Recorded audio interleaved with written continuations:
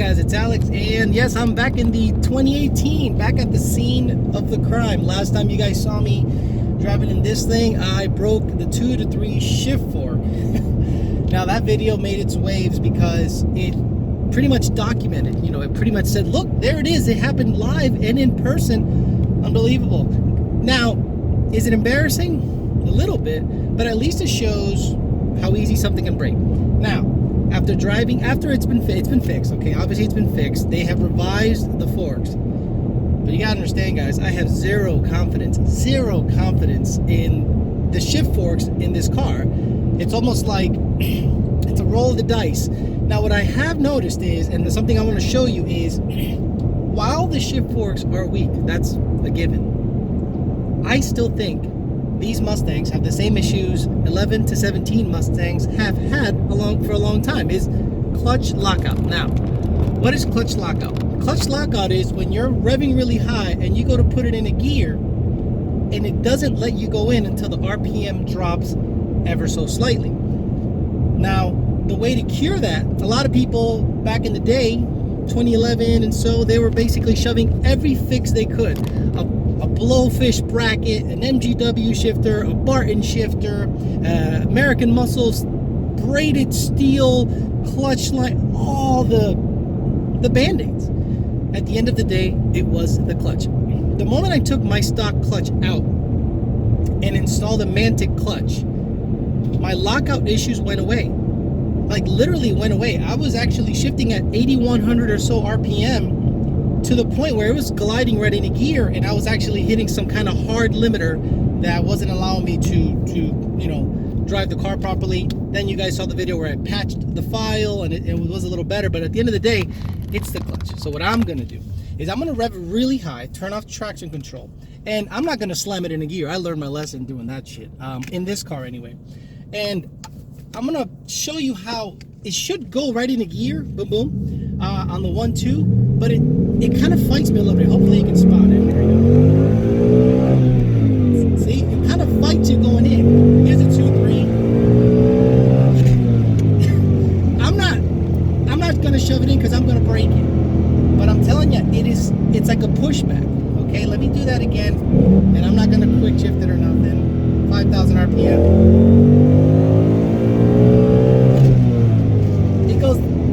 It goes pushes back, and then I can go forward. So what that's telling me is Ford still has a lot of room to grow on the clutch. The clutch. Ford, it's the clutch. Okay? Now, if you have a weaker shift fork, you're gonna break it easier if it doesn't let you go into gear. That's a given, obviously. Now, I do not dare quick shift this car anymore. I wanted this car to be a daily / road racer, but I have this built speed shifting mechanism in my body that does not allow me to shift any slower than I can shift, unless it's just like you just saw there. So I'm not even gonna try it, because all it does is potentially break shit, especially if the clutch is locking me out. Now, Mantic did release a 2018 clutch for the new Mustang.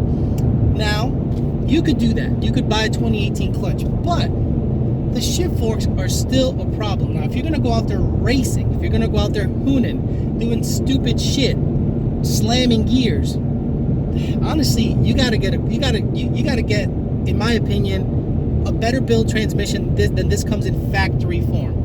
I like what Ben Calamer did to the older transmissions, and for a while I was tooling around the idea of putting an older MT82 in the car with the older Mantic. But then I thought to myself, what the fuck am I doing? This thing is still under warranty. I'm just gonna road race the car. I don't want it to become some drag racer. I mean, don't get me wrong, I'd love to take it to the drag strip, but the way it sits right now with the stock clutch and stock transmission, I'd be baby shifting it, and my elapsed time would suffer like immensely. I would probably be 2/10 slower than I normally would. Come on, baby, zoom. I'd be 2/10 slower than I normally would if I was able to shift like I wanted to shift. Now I'm gonna do a U-turn here, and I'm gonna shift the car as fast as I'm comfortable shifting it with these forks. It might break again. Last time I said that it broke. But I want you to hear what 7,500 RPM shifts sound like in this car. Hopefully I can. It's a nice angle. I like this angle. And I like that my gut isn't sticking past my chest out anymore. Put a lot of time at the gym. I started seeing myself in these videos. I'm like, boy, you're getting fat. Get it under control, bitcho. Here we go. Ugh, it pushes back.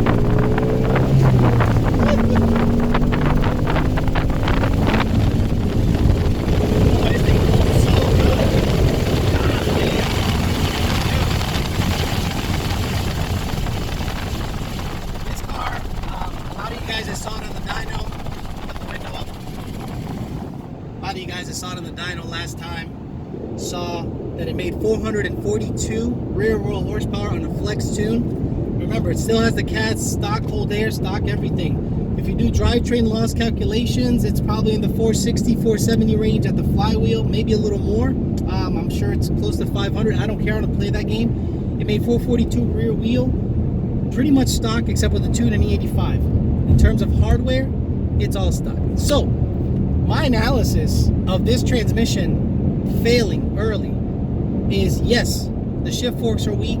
Ford knows. Ford is revising them. But the clutch is also locking you out of gear and not allowing you to go into gear as fast as you can or as would want to. So be mindful. Even if you get some upgraded billet forks and all this stuff, your stock clutch is more than likely going to prevent you from shifting as fast as you normally would as if you had an aftermarket clutch. Now, I'm sure Mantic has a clutch out, so I'm sure McLeod is going to have a clutch out, spec, all that stuff. The ones I have the most experience with, positive experience with, is Mantic, so that's why I recommend that. I never talk down any other product because that's just a bad look, okay? So, if in the future you're going to get yourself a manual 18 Mustang, I implore you to do your research. Make sure that the 2019 transmissions aren't that much better, because if they are, just pick up a 2019. 2018, obviously it's the first year of something, so I'm sure this is a learning curve.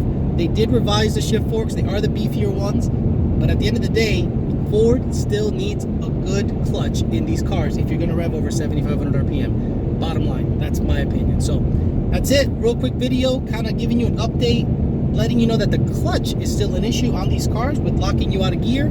That, in conjunction with a weak shift fork design, equals a bad time. So really quick, I wanted to explore some of these launch control features and track applications that I didn't get to last time because I broke the shift forks. Let's get right to it. With the launch control, you can select what launch RPM you're going to play with. And of course, you can go from 3 to 5,500 RPM. And what do you think I'm going to do?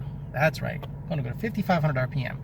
Now, you cannot have advanced track disabled. Everything has to be working and functional. This is what I have found out by trial and error. I have not yet used it though. I just kind of played around and said, oh, okay, I can enable launch control, so as long as traction control is still enabled.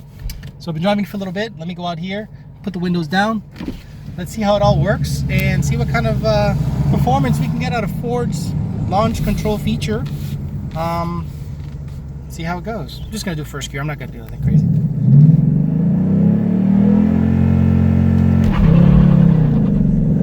Hey, that is not bad. That's actually not bad. But I just got a massive clutch smell. So what that tells me is when the clutch engages, traction control kicks in and it really wears on your clutch pretty hardcore. So I'm gonna do this. I'm gonna do a nice little test here. I'm gonna use launch control and check my 0 to 30 mile an hour timer, and then I'm going to disable everything and slip the clutch myself and see which one of the two is better. Go up to my acceleration timer. We'll do 0 to 30 and it'll be an automatic start. Press OK to begin. Okay, hold on. Pressing OK, and here we go. Using the test canceled. Why? Why did you cancel the test? Maybe because it saw traction control kick in. No idea. But that sucks. It actually launched pretty decent with the whatchamacallit, the launch control. Boy, I really wish it would actually record a test. I'm sure there's a way of doing it. I just have to try it a couple times. Let's see if we can get this thing to work. I want to use all the Ford features, but it's not letting me. Let's do an automatic start again on the 0 to 30 timer. Push OK to begin.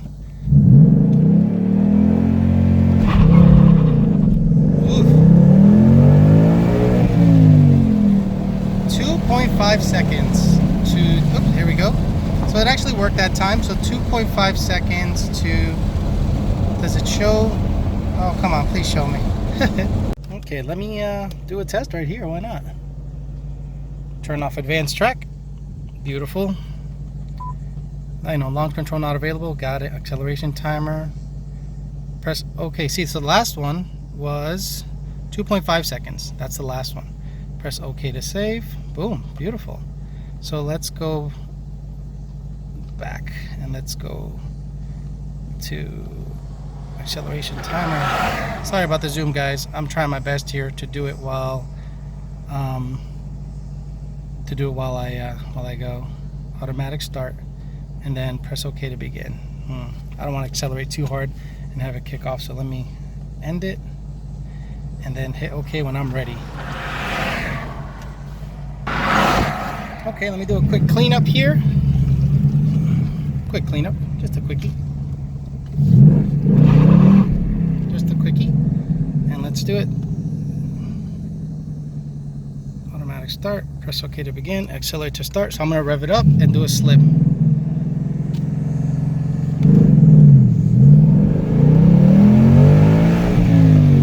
Didn't do it. Of course it didn't record. Not exactly the most consistent thing I've ever seen, but let's try it again. Automatic start, press OK to begin, begin to accelerate. Look at that, 2.3. So I beat the automatic launch control at 5,500 RPM by 0.2 by slipping the clutch. So with a little practice, I'd rather, do it my own way than relying on the computer to, pull spark, yank the throttle down, whatever it does to keep traction good, because with a clutch slip, I was able to beat the time that I had with the launch control. And boy, do I smell that clutch. Let's view the results. Acceleration timer. So I beat the traction control feature time by 0.2 by slipping the clutch 0 to 30. So I'm going ahead and save that guy. Okay, now that's my best. 2.2 was the best I ever had, I think, ever. But at least I know that by slipping the clutch, I should be able to run a better 60 foot or whatever with practice and wearing the clutch out a little bit than relying on the factory traction control, basically. Okay, that's enough beating on the car for one day. I wanted to show you the lockout, and I also wanted to test some of the acceleration and track applications that are in this car, especially the traction control / launch control. Obviously, you can go quicker with some practice and slipping the clutch than relying on the factory stuff. So I suggest you do that. And this is, again, I'm doing it on the stock tires and everything. So I'll see if I can better that time with a drag radial in the future. But for now, I'm just going to drive the car and enjoy it, because the last thing I need is another broken down 18 car, have it be gone for 2 months, and I'm bringing you more F-150 dyno videos. We don't want none of that. That'll be it for today, guys.